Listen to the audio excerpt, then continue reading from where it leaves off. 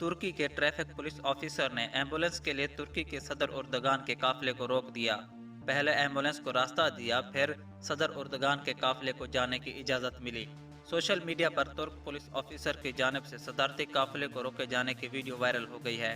Report के मुताबिक तुर्क सदर उर्दगान जब शहर अंकारा में अहम इजलास के लिए जाने के लिए निकले तो ऐन उनकी गाड़ी की आमद से पहले एम्बुलेंस का सायरन सुनाई दिया, जिस पर तुर्क ट्रैफिक पुलिस ऑफिसर ने सदारती काफिले को रुकने का इशारा कर दिया, जबकि एम्बुलेंस को पहले गुजरने का इशारा कर दिया गया, जिस पर सायरन बजाती एम्बुलेंस के गुजरने के बाद सदर उर्दगान के काफिले को गुजरने की इजाज़त दी गई।